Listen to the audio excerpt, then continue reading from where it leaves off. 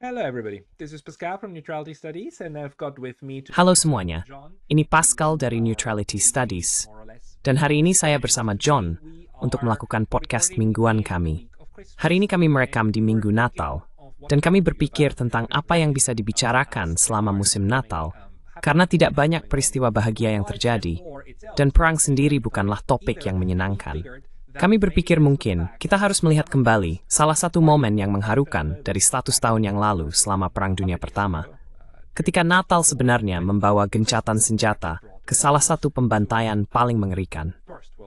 Ini adalah momen yang menunjukkan bahwa ada saat-saat ketika orang ingin berhenti bersikap buruk satu sama lain dan benar-benar merasakan bahwa pesan Kristus adalah sesuatu yang harus dirayakan di seluruh garis musuh. John, nihantu stasmo wiki thus one. Enemy lines.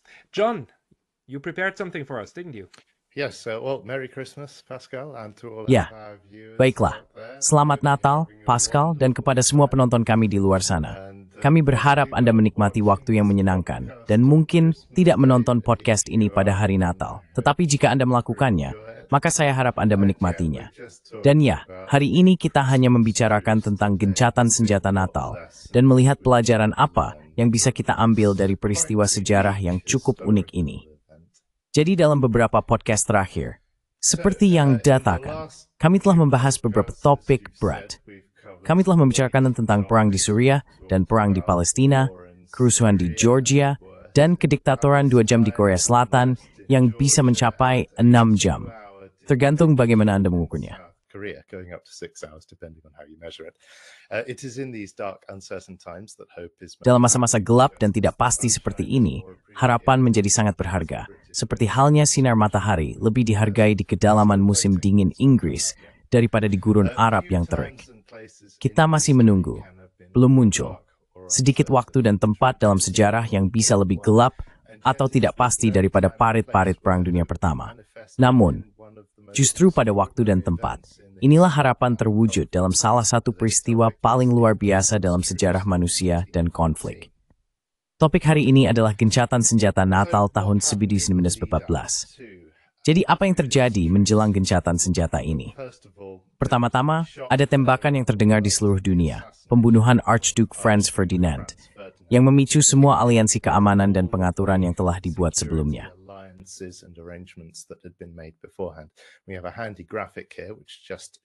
Kami memiliki grafik yang berguna di sini yang menunjukkan semua negara yang berbeda dan aliansi mereka sebelum perang, sebelum tembakan pertama dilepaskan pada Agustus 1911, serta tanggal-tanggal dari semua perjanjian penting di antara mereka.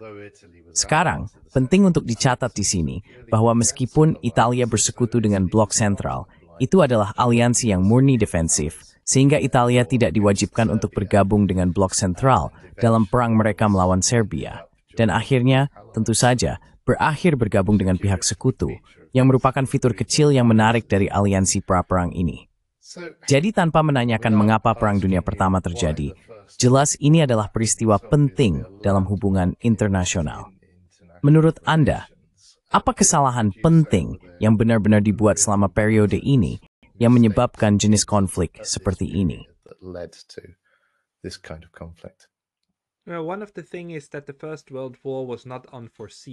Salah satu hal adalah bahwa Perang Dunia Pertama bukanlah sesuatu yang tidak terduga. Itu bukan momen yang baru-baru ini kita lihat dengan Suriah, ketika tiba-tiba semuanya mulai runtuh.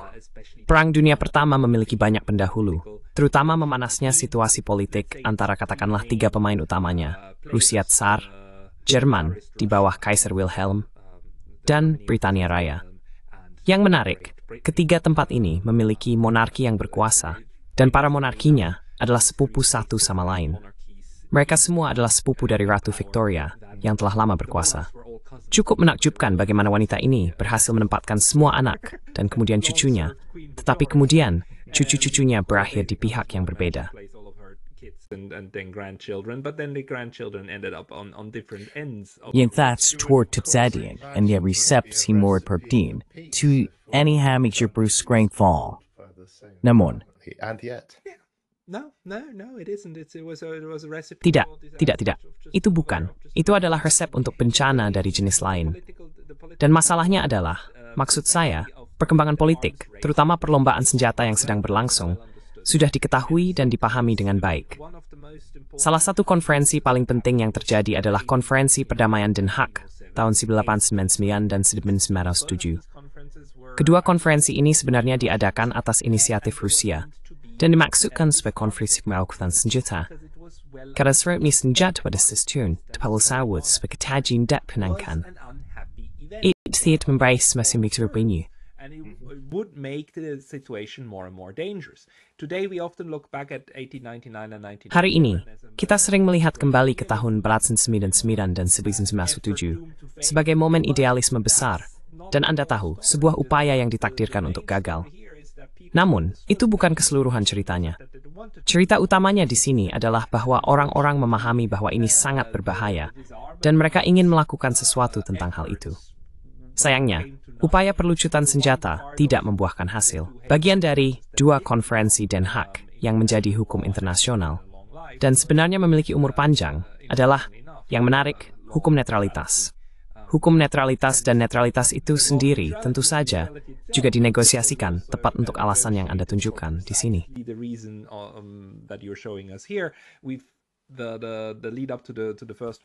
Menjelang Perang Dunia Pertama juga ditandai dengan pembentukan aliansi, dan aliansi ini secara inheren berbahaya.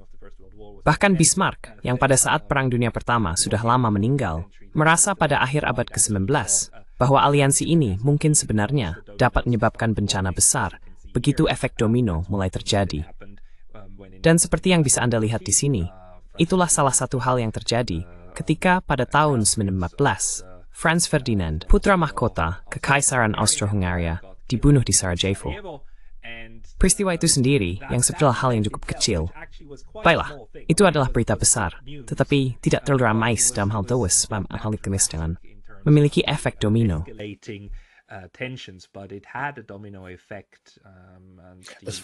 Segawin yang setik-tilitin konflik, ada yang jauh lebih besar dalam sejarah. Kan ini buat Singthisham. Maksud saya, pikirkan tentang Teluk Tonkin dan sebagainya, meskipun itu palsu dan sebagainya. Tetapi ketika diklaim bahwa seluruh kapal dan aset dengan ratusan kematian terjadi, itu adalah pemicu. Namun di sini sebenarnya hanya dua orang, sang Archduke dan istrinya, tetapi itu memicu peristiwa di masa depan. Dan salah satu argumen di sana adalah bahwa Franz Ferdinand merupakan bagian dari faksi yang lebih moderat yang mendukung rekonsiliasi dengan Serbia. Ironisnya, dengan menghilangkannya, mereka menghilangkan salah satu penghalang terhadap longsoran Austro-Hungaria yang akan menimpa Serbia, membuat proses itu menjadi mudah. Masalahnya, dia disingkirkan oleh seorang pembunuh, bukan orang gila sendirian. Maksud saya, mereka terorganisir sebagai geng, tetapi pada dasarnya adalah kaum anarkis yang menyingkirkannya, bukan negara Serbia atau semacamnya. Jadi membuat semakin tragis.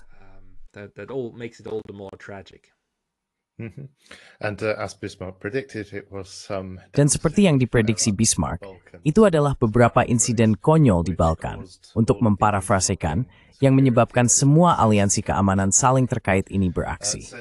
Jadi setelah ini terjadi, ada periode waktu yang sangat menarik yang tidak perlu kita bahas, tetapi hanya dalam beberapa minggu, semua aliansi ini mulai bergerak. Ada diplomat yang mencoba menciptakan perdamaian di sini. Upaya mereka gagal.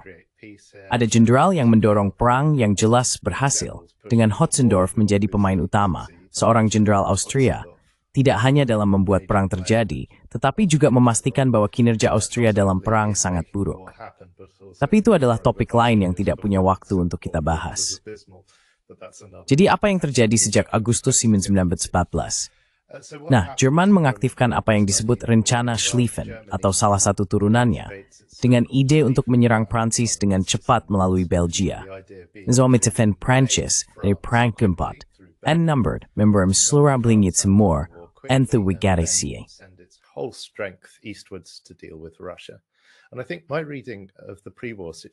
Dan saya pikir pembacaan saya tentang situasi pra-perang adalah bahwa ada dua jebakan Thucydides yang terjadi di sini pada saat yang sama.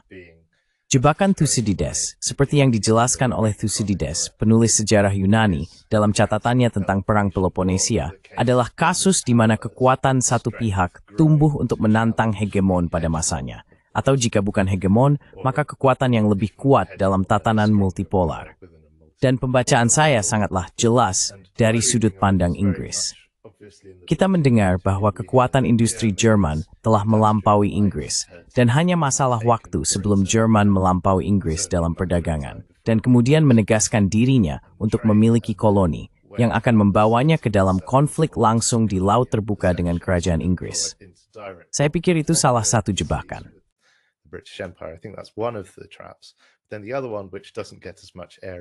Kemudian yang lainnya, yang tidak banyak dibahas di media berbahasa Inggris, adalah antara Jerman dan Rusia. Jerman dengan tepat menilai bahwa meskipun Jerman saat itu jauh lebih besar dan memiliki populasi yang lebih besar dibandingkan dengan sekarang relatif terhadap Eropa lainnya, Rusia bahkan lebih besar, dan Rusia sedang melakukan modernisasi. Rusia belajar dari pelajaran pada tahun 1904, ketika kalah dalam perang Rusia-Jepang dan telah lama menghapus perbudakan, tetapi secara bertahap mulai meliberalisasi dan menerapkan semua reformasi modernisasi ini, membangun banyak jalur kereta api, dan meningkatkan kapasitas mobilisasinya. Dan saya pikir ada ketakutan besar di Jerman bahwa hal ini akan menghilangkan posisinya yang terkemuka sebagai militer darat dominan di Eropa pada saat itu.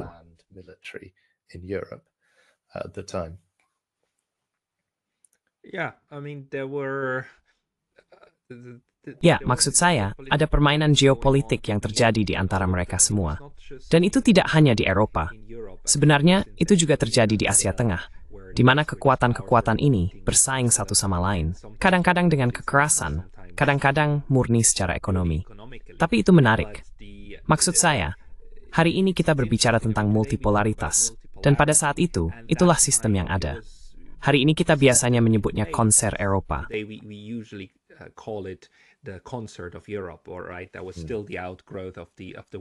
Itu masih merupakan hasil dari cara Perang Napoleon berakhir pada tahun 1919.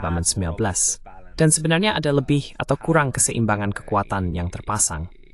Namun, keseimbangan ini tidak stabil dalam arti bahwa negara-negara yang berbeda tidak mencoba memperluas wilayah mereka, dan terutama kepemilikan kolonial mereka, dengan mengorbankan yang lain.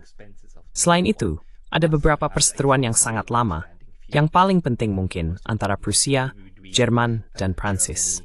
Prancis masih sangat pahit tentang kehilangan Alsace dan Lorraine kepada Jerman pada tahun 1870-an. Jadi ada permusuhan. Dan salah satu hal yang terus mengejutkan saya tentang Perang Dunia Pertama adalah jika Anda melihat periode ini, maksud saya, mungkin saya harus mengembalikan kata kepada Anda, karena kita masih di bulan Agustus. En segijus your pert stein strength thou, absengit he waimolenu. Salah satu hal yang paling mengejutkan adalah jika Anda melihat momen ketika perang berubah dari jenis skala kecil ini, masih bernegosiasi tetapi tidak. Dan kemudian sebenarnya pada akhir Agustus dan memasuki September, deklarasi perang mulai bertebaran ke kiri dan kanan. Jerman menyatakan perang terhadap Prancis, dan Prancis terhadap Jerman, dan Inggris terhadap Jerman. Jerman melewati Belgia, dan semua orang menyatakan perang terhadap semua orang lainnya. Kemudian mereka saat stop mulfizas musuk. Kenapa mereka gambar-gambar? Mereka hutak mereka yang bahagia. Mereka akan deklarasi tuna perang di Wisuwal. Lihatlah Istan Buckingham. Mereka semua mesembai topi mereka.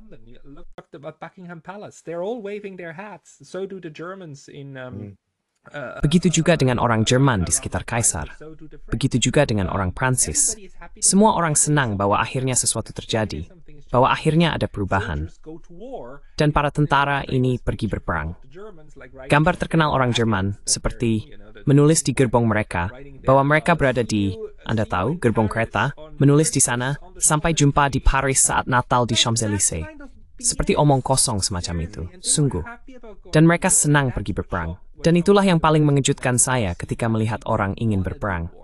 Bukan hanya elit perang dan aristokrat serta raja dan ratu.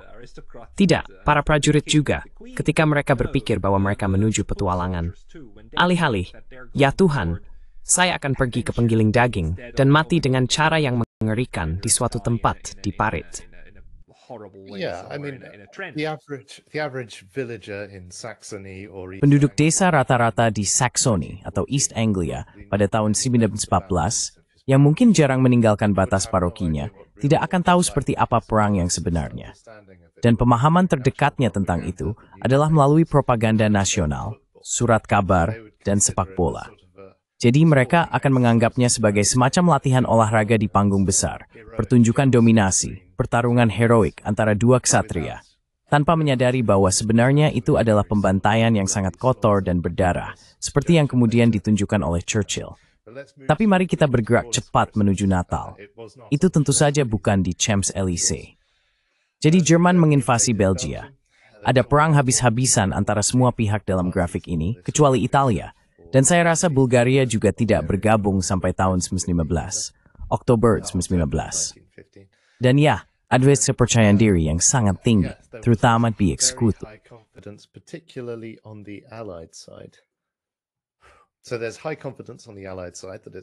Jadi ada keyakinan tinggi di pihak sekutu bahwa semuanya akan berakhir pada Natal. Sekutu memiliki keunggulan besar dalam hal tenaga kerja dan kapasitas industri. Prancis dan Inggris adalah kekaisaran kolonial terbesar berdasarkan luas wilayah di dunia pada saat itu. Bersama-sama, mereka menguasai sebagian besar permukaan dunia. Dan musuh mereka berperang di dua front, sedangkan mereka masing-masing berperang di setengah front. Secara teknis, jika dibagi di antara mereka. Selain itu, kontrol Inggris atas laut berarti blokade angkatan laut total terhadap blok sentral. Meskipun ini tidak akan menjadi penentu sampai jauh kemudian dalam perang karena berbagai faktor. Dan ada gagasan bahwa kemenangan adalah masalah waktu. Sayangnya, itu juga masalah darah. Jadi apakah ketidakmampuan militer yang menyebabkan perang ini berlarut-larut dan tidak menjadi kemenangan cepat dan tegas di kedua sisi? Nah, saya rasa itu sebenarnya untuk dikan. Well, I don't think that's entirely fair to say. The Russian invasion of Prussia was comprehensively defeated. Invasi Rusia ke Prusia dikalahkan secara menyeluruh dalam pertempuran Tannenberg dan Danau Masurian. Tetapi Austria juga gagal mengalahkan Serbia dan akhirnya terjebak di celah-celah dengan banyak kekuatannya terlibat di tempat lain melawan negara yang relatif kecil ini. Sementara mereka dikalahkan. Austria kehilangan 4 pasukan yang dikalahkan di Galicia saat Rusia maju dan memulai pengepungan Przemysl, lokasi yang paling sulit diucapkan dalam seluruh perang dunia PI. Ini kemudian memaksa Jerman untuk mengerahkan pasukan dari front barat untuk mendukung Austria di timur. Namun di barat, Jerman dihentikan di Marne. Ini menggagalkan rencana Schlieffen. Dan pada hari Natal, beginilah tampilan front tersebut.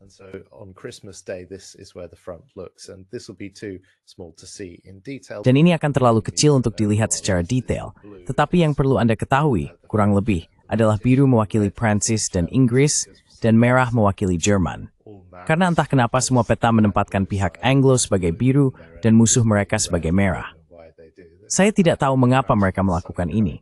Saya membayangkan ini semacam pengkodian video game, tetapi itulah yang terjadi. Dan ya, disinilah kita berada. Kita telah mengalami perlombaan ke laut. Pertempuran pertama di Marne telah berakhir dengan Jerman mengambil banyak wilayah, tetapi kemudian dihentikan di utara Paris.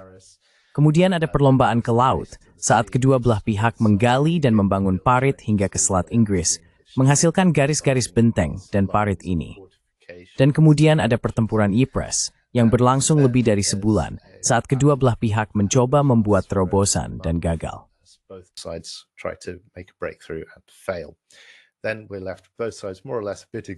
Kemudian kita mendapati kedua belah pihak lebih atau kurang sedikit kelelahan, sedikit kehilangan semangat dengan musim dingin yang datang dan menetap pada tanggal 25 Desember. Profesor Joseph Leconte, asisten profesor sejarah, menulis, perang besar telah berkecamuk tanpa hasil selama 5 bulan yang ganas. Dikerahkan ke Prancis, sebagian besar pasukan ekspedisi Inggris yang asli, sebanyak 160.000 orang telah musnah di Mons, Le Cateau, dan Ypres. Korban di antara tentara Prancis dan Jerman bahkan lebih mengejutkan. Pada akhir Desember, mereka mengalami kerugian tempur lebih dari 600.000 tentara, dengan banyak lagi yang terluka atau hilang. Sebagian besar pertempuran adalah pertempuran jarak dekat. Namun pada malam Natal, tentara di kedua sisi front barat meletakkan senjata mereka, menyanyikan himne, dan memperlakukan musuh mereka sebagai saudara.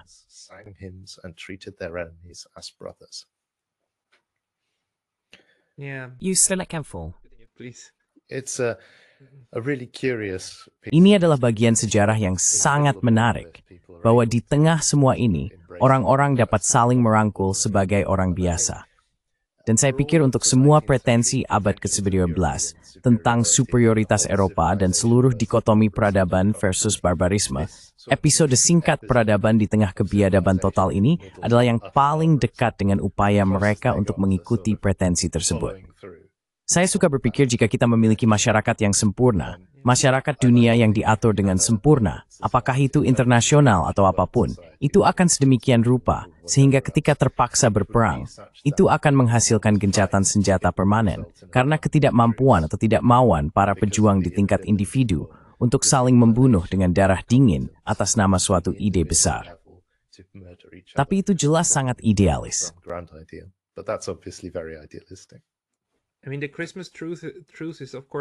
Maksud saya, gencatan senjata Natal tentu saja bukan sesuatu yang direncanakan secara politis. Tidak ada persetujuan dari para jenderal dan sebagainya untuk menghentikan pertempuran. Ini adalah sesuatu yang terjadi pada tingkat manusia, kan? Antara para tentara, karena orang-orang ini sangat dekat satu sama lain. Parit-paritnya sangat luas, seperti yang bisa Anda lihat di gambar-gambar ini. Mereka sangat panjang, dan benteng-benteng ada di kiri dan kanan. Tetapi kedua tentara itu hanya seterjauh beberapa ratus meter satu sama lain, yang membuat mereka sangat berbahaya, kan? Dan tanah tak bertuan di antaranya, di mana mayat-mayat tergeletak.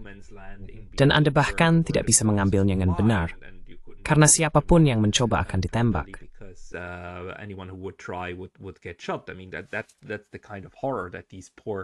Maksud saya, itulah jenis kengerian yang harus dialami oleh orang-orang malang ini di kedua belah pihak.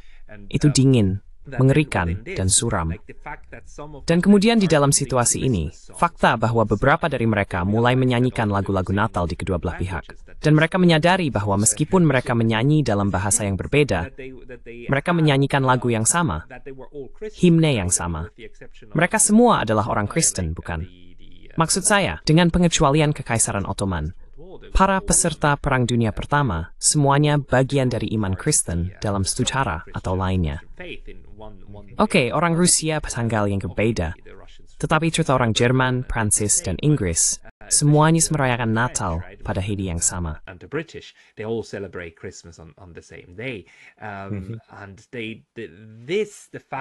Dan ini, fakta bahwa mereka semua tahu itu adalah Natal. Dan fakta bahwa mereka bisa mendengar himne dari sisi lain, membuat mereka menyadari, seperti oke, meskipun ada semua demonisasi, Anda menyadari bahwa tidak. Sebenarnya ini adalah orang-orang yang berbagi begitu banyak dengan kita. Dan bahwa itu mampu mengesampingkan perintah mereka untuk saling membunuh. Adalah momen yang sangat manusiawi dalam situasi yang tidak manusiawi ini. Yang sekali lagi menunjukkan bahwa orang-orang itu sendiri bukanlah yang jahat. Disinilah saya tidak setuju dengan realisme sederhana. Bukan sifat kita untuk saling membunuh. Ini adalah sistem dan keadaan yang memaksa kita, baik itu sesuatu yang fisik seperti kelaparan, atau sesuatu yang struktural seperti, Anda tahu, 3, 4, 5 garis komando, yang menyuruh Anda pergi dan membunuh orang itu di sana. Badatsinga with the tuisamazed whipping. Ya, maksud saya, jika pilihannya adalah antara mencoba membunuh orang lain atau dibunuh sendiri, maka wajar jika Anda melakukannya. Jadi kejahatan sebenarnya adalah bahwa Anda memiliki momen-momen seperti itu terjadi. Dan saya perlu menceritakan satu anekdot kecil di sini. Ini bukan tentang Perang Dunia Pertama antara Prancis dan Jerman, tetapi Perang Dunia Kedua di Okinawa. Ketika saya pertama kali datang ke Jepang pada tahun 2004, saya memiliki kehormatan bertemu dengan seorang pria Jepang yang bertempur di Okinawa. Dia berusia 80-an pada tahun 2004, dan dia sudah meninggal lebih dari 10 tahun sekarang. Tapi orang yang hebat, dan saya mewawancarainya dan bertanya kepadanya, jadi Anda bertempur di Okinawa, pertempuran paling berdarah, seperti pertempuran 1 lawan 1, sangat mirip dengan apa yang kita alami di sini. hanya dengan senjata yang berbeda, lebih modern.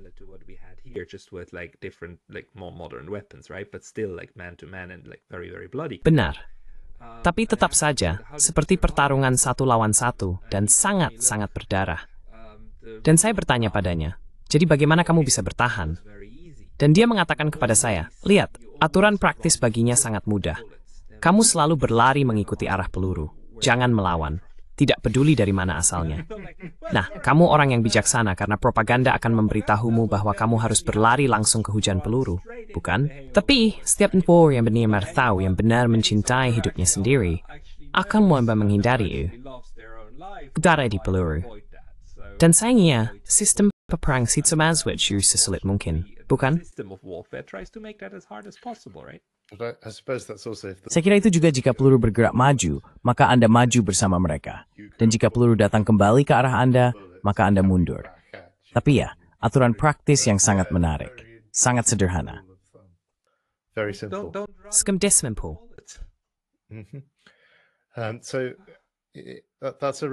Jadi, itu adalah anekdot yang sangat menarik. Kembali ke Natal, tahun 1915, dimulai dengan nyanyian lagu Natal di sebagian besar tempat pada malam Natal. Di beberapa bagian garis depan, tembakan berhenti pada siang hari di malam Natal. Bukan karena kesepakatan bersama, tetapi karena kebetulan bersama, yang merupakan hal yang aneh. Kemudian, kedua belah pihak memasuki tanah tak bertuan untuk mengambil korban tewas dan terluka. Sangat luar biasa untuk berpikir bahwa ada orang-orang yang terluka, tergeletak di lubang-lubang peluru di tanah tak bertuan di kedua sisi, merayakan Natal di kedua sisi. Dan teman-teman mereka tidak bisa menyelamatkan mereka, karena begitu mereka mengangkat kepala, mereka takut akan ditembak.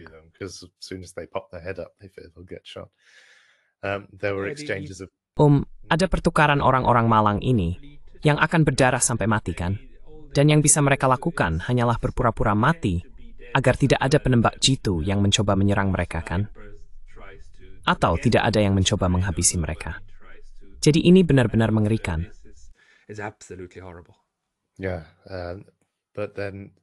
Ya, tapi kemudian mereka memasuki tanah tak bertuan di siang hari pada hari Natal, saling bertukar hadiah, makanan, dan souvenir. Mereka mengadakan upacara pemakaman bersama dan menukar beberapa tawanan yang mereka miliki di beberapa bagian garis depan. Sangat luar biasa melihat puluhan pria berkumpul secara terbuka di siang hari di tanah tak bertuan. Saya rasa itu tidak terjadi lagi selama sisa perang. Ada gencatan senjata yang lebih kecil pada tahun 1919. Pada tahun 1917, tidak ada gencatan senjata. Sejauh yang saya pahami, ini adalah fenomena di front barat dan tidak terjadi dimanapun di front timur, karena banyak alasan. Mengutip lagi dari Profesor Leconte, tidak ada yang memerintahkan gencatan senjata Natal yang sekarang terkenal pada tahun 1914. Itu muncul secara spontan di antara para perwira serta prajurit biasa di sepanjang ratusan mil pertahanan yang diperkuat.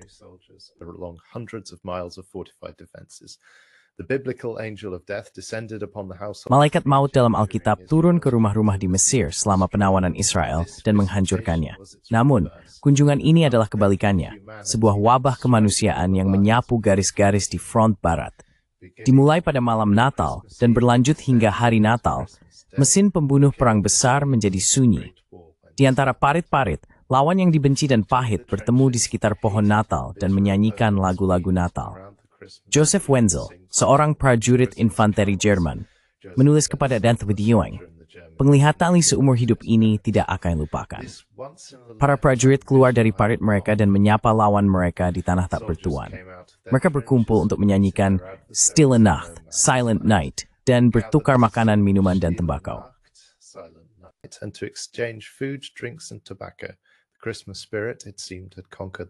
Semangat Natal tampaknya telah menaklukkan medan perang, tetapi itu tidak akan bertahan lama.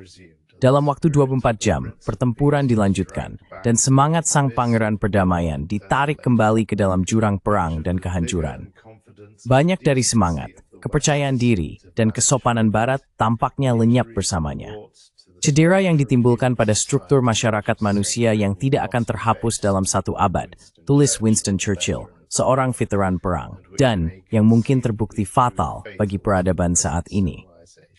Saya tidak yakin adil untuk menggambarkan Churchill sebagai veteran perang, karena saya pikir dia sudah berada di Admiralty pada itu. Dia tidak berada di garis depan, tetapi dia pasti terlibat dalam hal itu secara mendalam. Ikizien memsukan itu, Pan. Siapapun yang berada di posisi lebih tinggi, yang jais terganggu fansleislah, dan jais still melewati kemenangan yutni mereka sebagai veteran. Maksud saya, itu?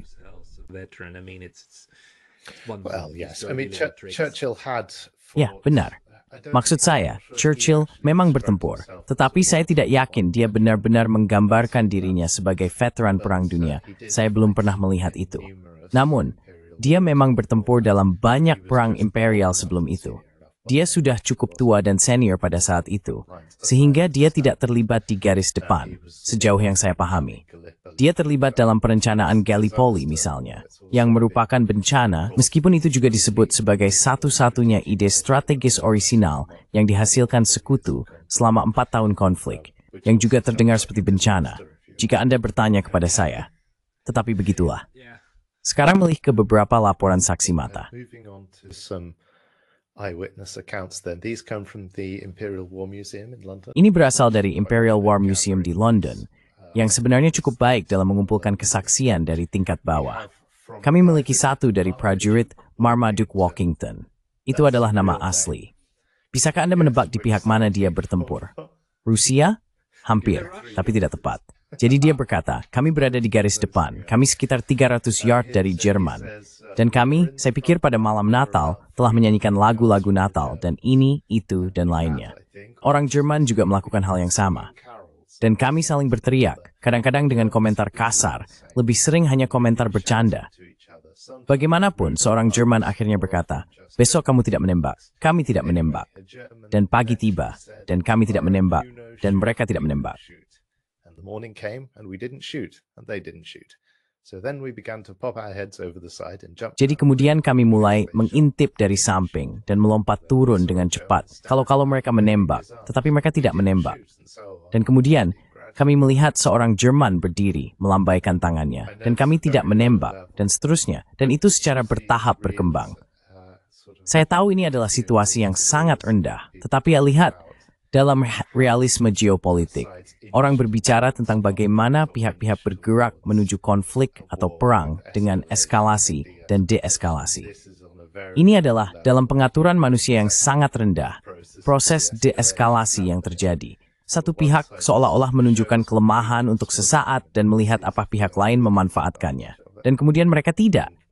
Mungkin mereka menunjukkan kelemahan sebagai balasan. USA's Sterling Berthaith breaks this screen. Nis Camry Strandikan in Delhi, Rang Thimberfuth. Into trading tobacco. And you see also how confidence builds. Dan maksud saya, Anda juga melihat bagaimana pembangunan kepercayaan bekerja di tingkat mikro. Bukan, fakta bahwa pihak lain tidak menembak kemudian memberi Anda kepercayaan untuk mencoba sesuatu yang lebih. Maksud saya, orang-orang yang menonjolkan kepala mereka, atau bahkan berdiri di atas parit, mereka mempertaruhkan nyawa mereka, bukan? Maksud saya, itu adalah hal yang besar. Dan fakta bahwa di sisi lain, tidak ada yang menembak, juga berarti bahwa Anda tidak memiliki orang-orang fanatik gila yang ingin membunuh dengan harga berapapun. Mereka memahami apa yang sedang terjadi, dan naluri mereka mengatakan untuk menahan diri dan tidak menembak orang lain yang jelas-jelas berdiri di sana dengan itikat baik. Dan kemudian Anda sudah menyinggungnya, bukan? Itu hanya terjadi dalam versi yang lebih kecil pada tahun 1919, dan kemudian lagi pada tahun 15 dan 17. Karena perintahnya, maksud Suri cukup jelas. Ini tidak boleh terjadi, Bin. It was pretty clear that this must not happen again, right? This was something, this was a thorn in the... Ini adalah sesuatu yang menjadi duri dalam daging bagi orang-orang yang memimpin perang ini. Dan mereka kemudian secara aktif mencoba mencegah momen-momen seperti ini. Dan, Anda tahu, dalam istilah militer, bahkan ada kata buruk untuk ini. Ini disebut fraternization dengan musuh. Seolah-olah menjadi saudara adalah sesuatu yang negatif. Tapi inilah yang coba dilakukan oleh mesin perang. Ia mencoba memutuskan hubungan antara orang-orang dan mengadu mereka satu sama lain.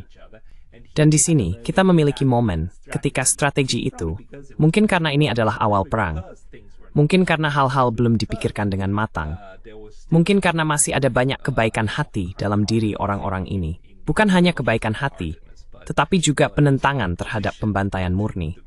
Bahwa mereka benar-benar memiliki kebutuhan dan dorongan serta perasaan untuk mencoba menciptakan hari Natal dengan musuh mereka. Create a Christmas day with their enemies. Yeah, and on the subject of the generals. Ya, dan mengenai para jenderal yang mengambil langkah untuk mencegah hal ini terjadi di tahun-tahun mendatang, saya teringat bahwa jenderal melihat perang lebih seperti permainan dalam bentuk abstrak, seperti permainan catur misalnya. Dan jika Anda ingat dari Harry Potter, dari semua tempat, ada adegan absurd di mana bidak catur di Harry Potter itu hidup, bukan? Mereka berbicara kembali kepada pemain yang memerintah mereka. Jadi jika Anda menyuruh sebuah bidak pergi ke suatu tempat, jika tidak percaya pada Anda, bidak itu akan berbalik dan memberitahu Anda bahwa seharusnya tidak pergi ke sana, seharusnya pergi ke tempat lain, atau apapun itu. Atau bahwa bidak lain yang seharusnya dikorbankan dan bukan yang ini. Jelas, itu lucu dan absurd. Tapi saya pikir itu menunjukkan sedikit ketidakcocokan antara para jenderal yang melihat perang yang mereka lakukan lebih seperti permainan.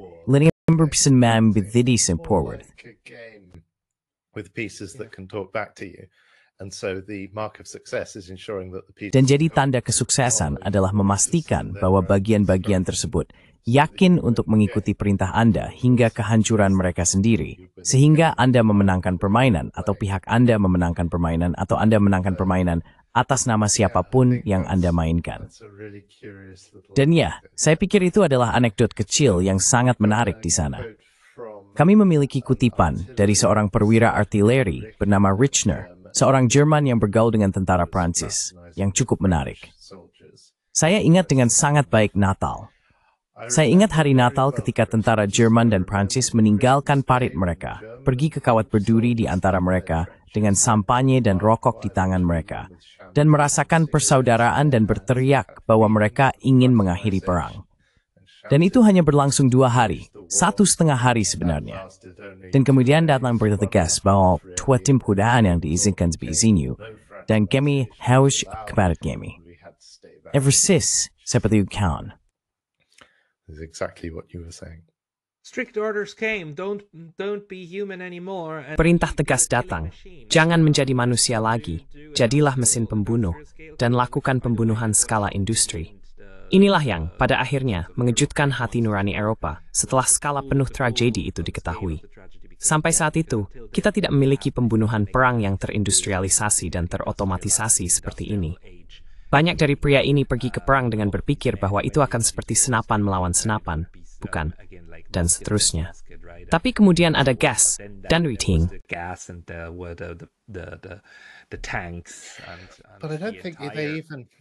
Tapi saya tidak berpikir mereka bahkan mengira itu akan menjadi musket melawan musket. Karena menurut saya, kengerian Perang 7 Tahun dan Perang Napoleon yang benar-benar apokaliptik bagi Eropa telah memudar dalam abad perdamaian yang terjadi di antara mereka. Saya menduga bahwa dalam pikiran mereka, mereka lebih berpikir seperti ksatria dengan baju zirah yang berkilauan.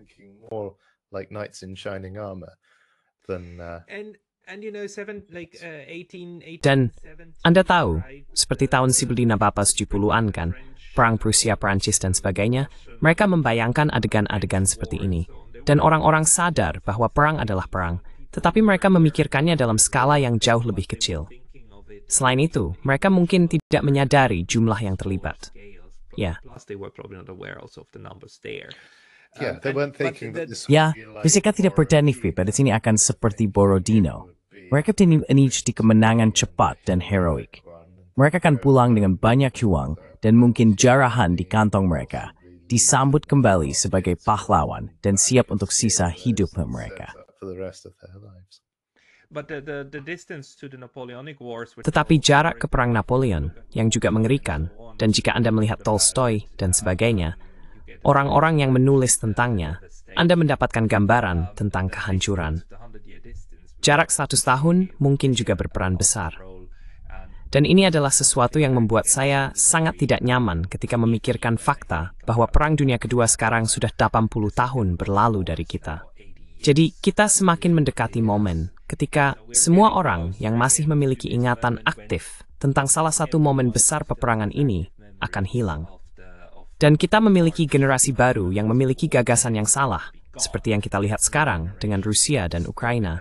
Dan bagaimana orang Eropa berbicara tentang, Anda tahu, Anda hanya perlu memberi Rusia sedikit pukulan, dan semuanya akan baik-baik saja.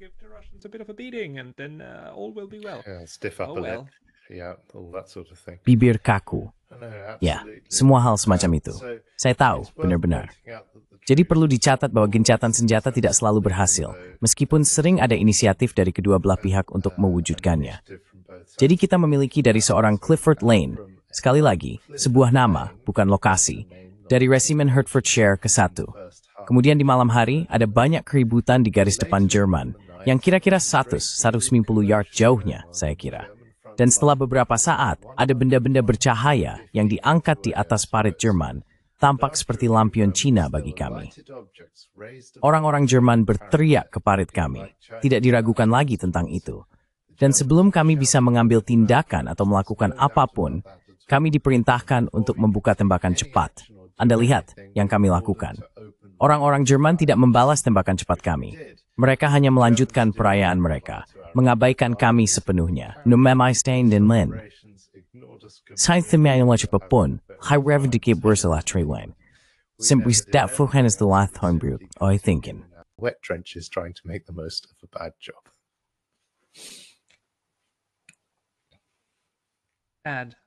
Buruk. Maksud saya, bahkan momen minggu ketiga ail dari orang Uk.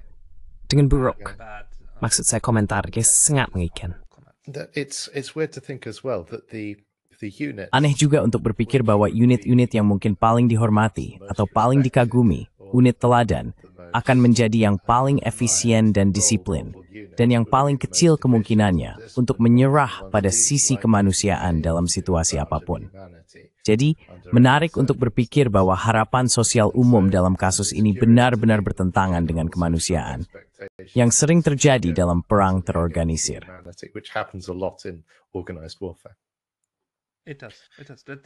Itu benar, itulah intinya. Ini memastikan bahwa sebagian besar kemanusiaan mereka untuk melakukan hak manusiawi ini dan bunuh orang secara massal. Menekankan hal itu, kami memiliki kutipan dari Archibald Stanley. Saya beritahu Anda apa yang terjadi pada hari Natal tahun 1914, dan orang-orang tidak mempercayainya. Kami memiliki gencatan senjata tidak resmi ini. Kami bertemu di tanah tak bertuan pada hari Natal 1914. Kami berjabat tangan. Mereka adalah orang Saxon, dan saya mendengar sumber bicara bahasa Inggris. Saya berkata kepadanya, Anda berbicara bahasa Inggris? Anda tahu apa yang dia katakan? Sure blimey, mete, katanya. Saya berada di sebuah hotel di London ketika perang pecah. Saya pikir itu luar biasa. Dia memiliki aksen London.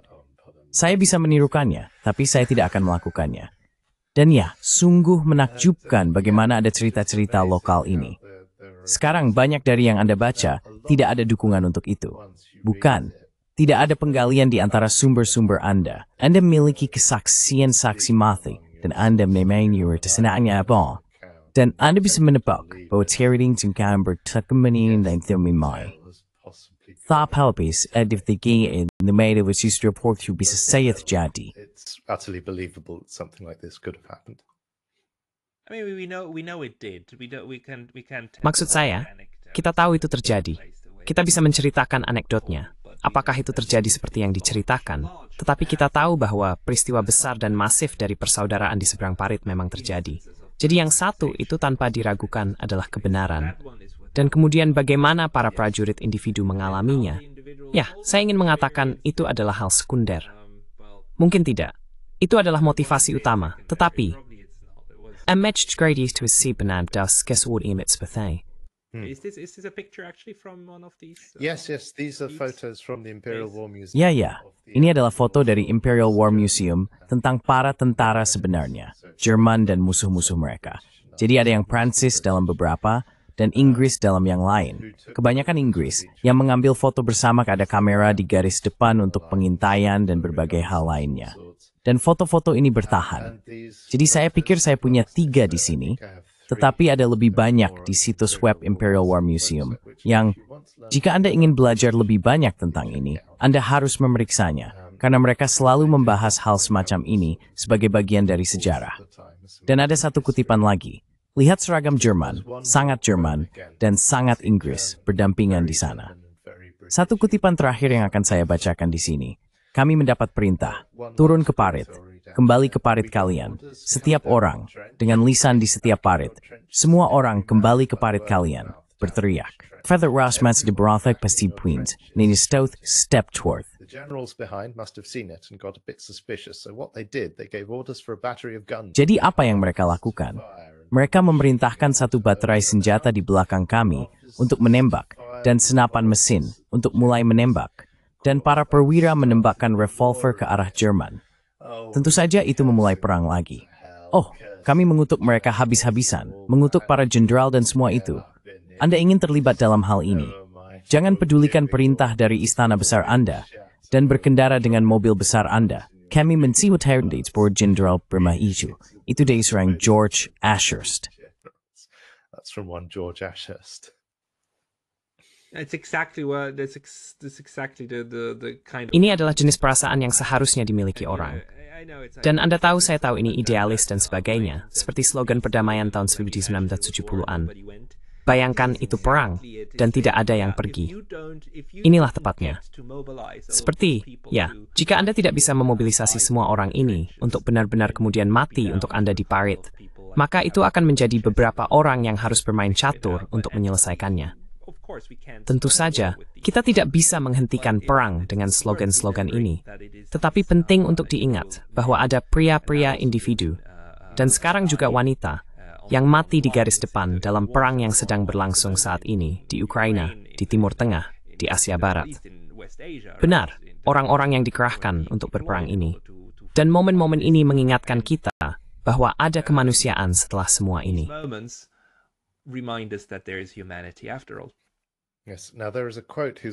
Ya, sekarang ada sebuah kutipan yang asalnya ingin saya cari sebelum podcast. Tetapi mungkin para komentator kita bisa menaruhnya di bagian komentar. Yang menurut saya benar-benar menggambarkan peristiwa ini. Dan itu adalah bahwa perang adalah tempat di mana pemuda yang tidak saling membenci, saling membunuh atas nama orang tua yang saling membenci, tetapi tidak saling membunuh.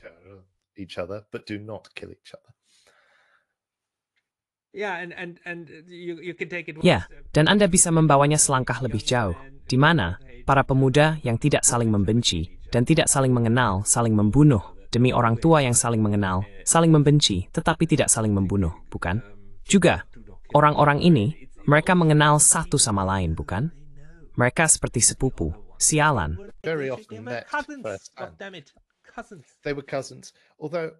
Sepupu. Mereka adalah sepupu. Meskipun saya pikir sulit untuk berdebat sejauh mana para raja sendiri bertanggung jawab secara pribadi dalam monarki konstitusional dari sistem politik mereka sendiri. Jelas, mereka memang memiliki tanggung jawab pribadi, tetapi sejauh mana hal itu menjadi subjek perdebatan lain. Namun ya, dalam istilah modern, benar sekali bahwa telah ada pertemuan dan diskusi di tingkat tertinggi. Biden dan Putin telah bertemu, yang sekarang terlibat memperang proksi di Ukraina dan sebal. Mereka saling mengenal, setidaknya sejauh berke melampau satu sama lain.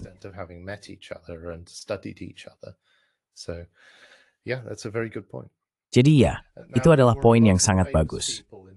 Sekarang, ada banyak orang terkenal yang terlibat dalam Perang Dunia A, dan meskipun banyak dari mereka tidak terlibat langsung dalam gencatan senjata Natal atau bergabung dengan perang setelah wajib militer massal menjadi kenyataan, bahkan sejauh Inggris, salah satu tokoh yang sering suka sebutkan adalah Tolkien. Dalam seragam Perang Dunia A-nya, dia bertempur dalam perang dari tahun 1916, dan pada akhirnya, Akurlais, Thoris Epmi Kapni Slang Wan, and Wewus Rukubus Amingsi. Dia belajar di Oxford, dan memimpin Orhap Bread, pengemautet, dan menunin dan kasher, mining, milling, and weaving towns from Lancashire, and in his own words, he felt an affinity for these words. Dan menurut kata-katanya sendiri, dia merasakan kedekatan dengan para pria kelas pekerja ini. Tetapi protokol militer melarangnya menjalin persahabatan dengan pangkat lainnya. Ini adalah kombinasi dari protokol militer dan produk dari sistem kelas Inggris yang sangat kaku, yang sekarang sudah tidak ada lagi. Namun saat itu, hal ini benar-benar ada. Saya pikir pengaruh Perang Dunia Pertama terhadap alam semesta mitologi Tolkien sangat mendalam, hingga termasuk bab yang luar biasa di akhir The Lord of the Rings, The Scouring of the Shire, di mana terungkap bahwa setelah kembali dengan kemenangan dari medan perang, perang telah mencapai bahkan Shire yang damai dan tenang. Apakah Anda akrab dengan The Lord of the Rings? Are you familiar with The Lord of the Rings? Is that one of your... Yes. Ya, selesai dari sedikit novelasi yang Barry sebuah Senin Eve Twirling. Fantasy novels that I completely read. Beautiful. Oh, I recently reread it, and it's one of those tales which... Saya baru-baru ini membacanya kembali, dan ini adalah salah satu kisah yang, setiap kali Anda membacanya, semakin baik, yang merupakan pencapaian yang cukup luar biasa. Perang juga hadir dalam tulisan-tulisan temannya dan sesama veteran, C.S. Lewis, yang menulis The Chronicles of Narnia. Namun, kedua penulis ini dan lingkaran mereka menurut saya menonjol karena tetap optimis dan religius, serta terus melalui tulisan mereka menyampaikan keyakinan pada alam semesta moral. Sementara arus utama budaya tahun 20-an dan 30-an melayang ke arah nihilisme, eksistensialisme, hedonisme, ateisme, dan penolakannya terhadap tatanan moral sebelum perang. Dan hanya beberapa hal lagi sebelum kita menutup. Ada kutipan dari George Orwell, sekali lagi, tidak terlibat langsung dalam Perang Dunia Pertama, tentu saja tidak dalam gencatan senjata Natal. Not involved in the First World War directly, certainly not the Christmas truce. But he put it in perhaps the best terms in English. Tetapi dia mengungkapkannya mungkin dengan istilah terbaik dalam bahasa Inggris, semacam absurditas perang ini, dalam bukunya Why I Write, dalam esai berjudul The Lion and the Unicorn.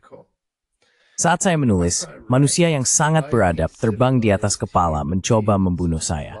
Mereka tidak merasakan permusuhan terhadap saya sebagai individu, begitu pula saya terhadap mereka. Mereka hanya menjalankan tugas mereka, seperti kata pepatah. Sebagian besar dari mereka, saya yakin, adalah orang-orang yang baik hati dan taat hukum, yang tidak akan pernah bermimpi melakukan pembunuhan dalam kehidupan pribadi. Di sisi lain, jika salah satu dari mereka berhasil meledakkan saya dengan bom yang ditempatkan dengan baik, dia tidak akan pernah tidur lebih buruk karenanya. Dia melayani negaranya yang memiliki kekuatan untuk membebaskannya dari kejahatan.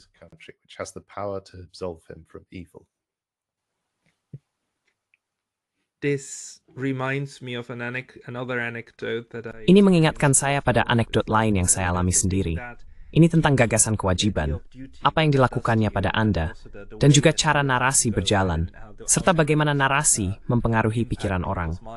Anekdotnya adalah, saya bersama seorang teman Amerika bertahun-tahun yang lalu. Kami duduk di sebuah restoran, dan dia seorang vegan. Sebenarnya, vegetarian vegan. Saya pikir vegan. Di restoran itu, kami pikir apa yang kami makan adalah vegan. Tetapi sementara itu saya tidak sengaja makan sepotong ikan. Semeging potong. Yusi dari sati sembatu itu. Ketika kau mertuyu, dia cukup terhais dan ember. Ovamani, saya mentua ing muntah. Saya berkontribusi pada kematian makhluk lain. I feel like vomiting. I contributed to the death of another being. And a few minutes later, so we were talking. Dan beberapa menit kemudian, kami berbicara tentang insiden Hiroshima, bom atom, dan dia mengambil posisi bahwa Anda tahu, itu adalah tragedi, tetapi perlu untuk mengakhiri perang. Oleh karena itu tidak terlalu buruk. Seperti beberapa menit yang lalu, Anda berargumen bahwa makan sepotong ikan adalah pembunuhan. Dan sekarang Anda membela bom atom. Ini sama. Maksud saya, inilah yang dilakukan propaganda dan kontrol narasi terhadap orang-orang, bukan? Ini mengubah cara mereka berpikir tentang kehidupan. Orang-orang yang terbang di atas, menjatuhkan bom, tidak menganggap diri mereka sebagai pembunuh. Mereka menganggap diri mereka sebagai tentara yang bertugas. Ini adalah psikologi perang. Di sini kita memiliki contoh, untungnya, dan terima kasih telah menyarankan episode ini, bahwa terkadang kemanusiaan menerobos. Kita harus mengambil harapan dari itu, bahwa sebenarnya sistem psikologis dan sosiologis perlu menghancurkan kemanusiaan kita sebelum kita pergi berperang. our humanity before we go to war. No, absolutely. I think it's also worth Tentu saja, saya pikir juga penting untuk mengakui sejauh mana ada semacam perang kelas yang diwujudkan dalam skala besar peperangan ini. Tentu saja, begitu wajib militer diberlakukan, banyak sekali orang dari kelas pekerja yang paling miskin dan anak-anak mereka dikirim untuk berperang, membunuh, dan mati di garis depan. Meskipun masih ada mobilisasi besar dari kalangan aristokrasi, terutama di Inggris dan Jerman pada saat itu, yang memimpin mesin militer. Mesin militer tersebut secara lahiriah berperang demi kepentingan mereka dan di bawah arahan mereka. Hal itu tidak bisa dikatakan untuk para pekerja tani yang akan diwajibkan dan dikirim untuk berperang, dipenuhi dengan gagasan bahwa mereka melakukan hal-hal besar untuk negara mereka. Menurut saya, jika ada, perang massal adalah puncak dari perang kelas. Karena tidak hanya dilancarkan melawan orang-orang yang berperang, that masings was the dweth is ini. But it's waged with them in this case. There's a fantastic story in fantastic. Ada sebuah cerita yang luar biasa. Luar biasa bukan dalam arti hebat, tetapi hampir tidak bisa dipercaya. Begitu banyak pria di Glasgow yang direkrut, mendaftar, atau diwajibkan untuk berperang di Jerman. Sementara mereka pergi, para tuan tanah menaikkan sewa untuk semua istri mereka yang ditinggalkan sendirian. Mereka berada di tengah-tengah semua propaganda tentang membantu upaya perang dan sebagainya. Para tuan tanah menaikkan sewa ketika tidak ada pria yang tersisa untuk membelah atau melawan mereka. Ini mengakibatkan organisasi buruh, pemogokan sewa, dan protes dari orang-orang yang ada di sana. Ketika saya mendengar cerita itu, benar-benar menunjukkan kebohongan bahwa ini adalah petualangan nasional yang besar. Karena menurut saya orang-orang yang sama yang mendapat untung dari perdamaian seringkali mendapat untung dari perang dengan cara yang jauh lebih besar.